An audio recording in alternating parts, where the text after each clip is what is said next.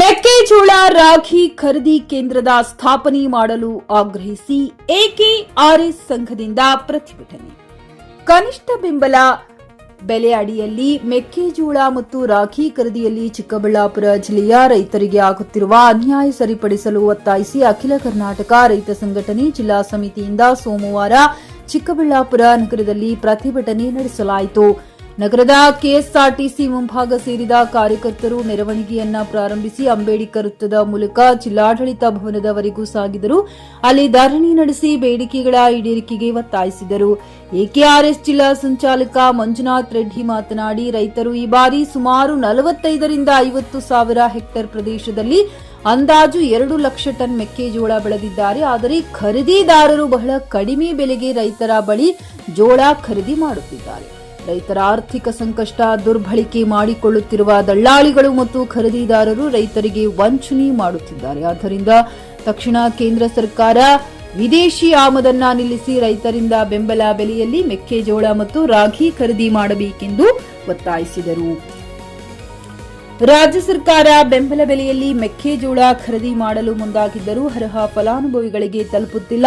ಚಿಕ್ಕಬಳ್ಳಾಪುರ ಜಿಲ್ಲೆಯ ರೈತರಿಗೆ ಮೆಕ್ಕೆಜೋಳ ಖರೀದಿ ಕೇಂದ್ರ ಮತ್ತು ನೋಂದಣಿ ಕೇಂದ್ರ ರಾಜನಕುಂಟೆಯಲ್ಲಿ ತೆರೆದಿದ್ದು, ಇದರಿಂದ ಬಹುಪಾಲು ರೈತರಿಗೆ ನೋಂದಣಿ ಸಾಧ್ಯವಾಗುತ್ತಿಲ್ಲ. ಎಲ್ಲ ತಾಲೂಕು ಕೇಂದ್ರಗಳಲ್ಲಿ ರಾಗಿ ಮತ್ತು ಮೆಕ್ಕೆಜೋಳ ಖರೀದಿ ಕೇಂದ್ರ ತೆರೆಯುವಂತೆ ಆಗ್ರಹಿಸಿದರು. ಜೆಎನ್ ಕೃಷ್ಣಾರೆಡ್ಡಿ, ಚಿಕ್ಕ ನ್ಯೂಸ್ ಕನ್ನಡ, ಚಿಕ್ಕಬಳ್ಳಾಪುರ. ಇಂಟೆಂಟ್ ಕೊಟ್ಟರು ಸರ್. ಮತ್ತೆ ಇಲ್ಲಿ ರೈತರಿಗೆ ಡಿಮ್ಯಾಂಡ್ ಇಲ್ಲ ಅಂತ ಹೇಳಿ 1,000ಕ್ಕೆ ಇಳಿಸಿದ್ರು ಸರ್. 4 ದಿವಸಕ್ಕೆ 29/11/2025 3,000 ಟನ್ ನಿಗದಿ ಮಾಡ್ತಾರೆ. 3ನೇ ತಾರೀಕು 12ನೇ ತಿಂಗಳು ಅಂದ್ರೆ 4 ದಿವಸಕ್ಕೆ 1,000ಕ್ಕೆ ಇಳಿಸ್ಬಿಡ್ತಾರೆ ಸರ್. 4 ದಿನದಲ್ಲಿ ಡಿಮ್ಯಾಂಡ್ ಇಲ್ಲ ಅಂತ ಹೇಳಿ 1,000ದಿಂದ ಮತ್ತೆ 29ನೇ ತಾರೀಕು 500 ಟನ್ಗೆ ಇಳಿಸ್ಬಿಟ್ಟಿದ್ದಾರೆ ಸರ್. 500ರಲ್ಲಿ 120 ಟನ್ ಖರೀದಿ ಮಾಡಿದೆ ಸರ್. ಯಾಕಪ್ಪ ನಾವೆಲ್ಲರೂ ರೈತರು ಜೋಳಕ್ಕೆ ನಾವು ಸರ್ಕಾರಕ್ಕೆ MSP ದರದಲ್ಲಿ ಕೊಡಕ್ಕೆ ನಾವ್ಯಾರು ಸಿದ್ಧರಿಲ್ವಾ? ನಡೀತಿರಲ್ಲ.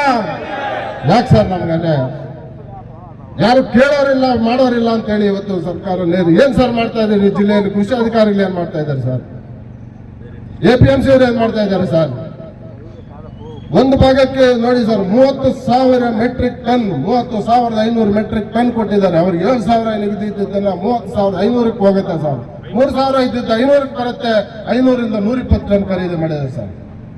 ಯಾಕೆ ಸರ್ ನಾವೇನಾದ್ರು ದೇಶದಲ್ಲಿ ರಾಜ್ಯದಲ್ಲಿ ಇಲ್ಲ ಸರ್? ನಾವು ಒಂದೇ ಜೋಳಕ್ಕೆ ಮಾತಾಡ್ತಾ ಇದೀವಿ ಸರ್. ಜಿಲ್ಲಾಧಿಕಾರಿಗಳು ನಾವು ಈ ಜಿಲ್ಲೆಯಲ್ಲಿ ರೈತರ ವಿಷಯದಲ್ಲಿ ಇವತ್ತು ಎಲ್ಲ ವಿಚಾರಗಳಲ್ಲೂ ಇದೆ. ಒಂದು ಉದಾಹರಣೆ, ರೈತರು ನಾವು ಇವತ್ತು ಜೋಳವನ್ನು ಮಾಡ್ತಾ ಇದ್ದೀವಿ. ರಾಗಿ ಖರೀದಿ ಪ್ರಕ್ರಿಯೆಯನ್ನ ನೋಂದಣಿಯಲ್ಲಿ ಈಗಾಗಲೇ ನಿಲ್ಲಿಸಿಬಿಟ್ಟಿದ್ದಾರೆ ಸರ್. ಸೊನ್ನೆಗೊಂದು ಬಾರ್ ತೆಗಿತಾ ಇದ್ದಾರೆ, ಗಲ್ಲಿಗೊಂದು ಇವತ್ತು ರೆಸಾರ್ಟ್ ತೆಗಿತಾ ಇದ್ದಾರೆ. ರೈತರಿಗೆ 120 ಕಿಲೋಮೀಟರ್ ಹೋಗಿ ನೀವು ನೋಂದಣಿ ಮಾಡಬೇಕು ಅಂತ ಹೇಳ್ತಿರಲ್ಲ ಸರ್. ಅಧಿಕಾರಿಗಳಿಗೆ ಏನು ಮಾಹಿತಿ ಇಲ್ಲ ಸರ್? ಅಧಿಕಾರಿಗಳಿಗೆ ಏನು ಸ್ವಲ್ಪ ಆದ್ರೂ ವೈಜ್ಞಾನಿಕ ದೃಷ್ಟಿಕೋನ ಇಲ್ವಾ? ಪ್ರಾಕ್ಟಿಕಲ್ ಆಗಿ ಇದಿಲ್ಲ ಸರ್. ಹೊಸದಾಗಿ ಬಂದಿದ್ದೀರಿ ಇರ್ಲಿ, ಬಟ್ ಇಲ್ಲಿ ಇದಾರಲ್ಲ ಸರ್ ಅಧಿಕಾರಿಗಳು. ಆ ಇಲಾಖೆಗೆ ನಾನು ಹೋಗ್ಬೇಕು, ಈ ಇಲಾಖೆಗೆ ನಾನು ಹೋಗ್ಬೇಕು, ಪೈಪೋಟಿ ಸರ್. ಇಲ್ಲಿ ಪಾಪ ಯಾರು ಕೆಲಸ ಮಾಡಕ್ಕೆ ಪೈಪೋಟಿ ಬೀಳ್ತಾ ಇದಾರೆ ಗೊತ್ತಾಗ್ತಾ ಇಲ್ಲ ಸರ್. ದಯವಿಟ್ಟು ಈ ಜಿಲ್ಲೆಯಲ್ಲಿ ಇರ್ತಕ್ಕಂಥ ರೈತರನ್ನ ನಾವು ಉಳಿಸಬೇಕು. ತಕ್ಷಣ ನಮ್ಮ ಒತ್ತಾಯ ಏನಿದೆ, ಪ್ರತಿ ಹೋಬಳಿ ಕೇಂದ್ರದಲ್ಲಿ ನಮಗೆ ನೋಂದಣಿ ಪ್ರಕ್ರಿಯೆ ತಕ್ಷಣ ರಾಗಿ ಮತ್ತು ಜೋಳ ಪ್ರಕ್ರಿಯೆ ನೋಂದಣಿ ಪ್ರಕ್ರಿಯೆ ಪ್ರಾರಂಭ ಆಗ್ಬೇಕು ಸರ್. ಪ್ರತಿ ತಾಲೂಕಿನಲ್ಲಿ ಖರೀದಿ ಕೇಂದ್ರ ತೆರಿಬೇಕು ಸರ್. ನಮಗೆ ಇಲ್ಲ ಏನೆಲ್ಲ ನಮ್ಮ also they have to open. These are all problems we are facing. Because of all those things, the farmers are selling less price for this maize, less price to the brokers.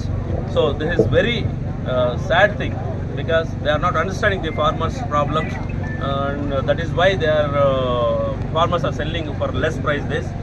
And we are requesting this Deputy Commissioner here. He said he is in future days he is going to solve all these problems. We are believing in this. So as soon as possible, the Deputy Commissioner and their department has to solve all these problems as soon as possible. So this is our problem. That is why we are protesting here. Thanks for coming, everyone, every farmer and every media, social media, print media, every media and the police department, for everybody. Thanks. My good name is Chandrasekhar Reddy. normal family only. Major problem is they are not buying our maize for 3,500 rupees, and the maizing center is, the purchasing center is too long. Flat ಖರೀದಿಸುವ plan ಇದ್ದೀರಾ? ಹಾಗಾದ್ರೆ Ketaki developers ನಲ್ಲಿ ಮೂಲಭೂತ ಸೌಕರ್ಯಗಳುಳ್ಳ CC road, footpath, garden, under drainage, water supply, ಉತ್ತಮ ಪರಿಸರವುಳ್ಳ flats layout ಲಭ್ಯ. ಬೀದರ್, ಹುಮ್ನಾಬಾದ್ ಸೇರಿದಂತೆ ಹಲವು ಭಾಗಗಳಲ್ಲಿ ಸುಂದರ ಲೇಔಟ್ಗಳಿದ್ದು ಅತ್ಯುತ್ತಮ ಬೆಲೆ, ಇಎಂಐ ಸ್ಕೀಮ್ ಅನ್ನು ಲಭ್ಯ. ಹಾಗಿದ್ರೆ ತಡೆಯಾಕೆ? ಹಿಂದೆ ಸಂಪರ್ಕಿಸಿ 7676474747 MD ಸಂಗಮೇಶ್ ಚಿದ್ರಿ, ಹುಮ್ನಾಬಾದ್.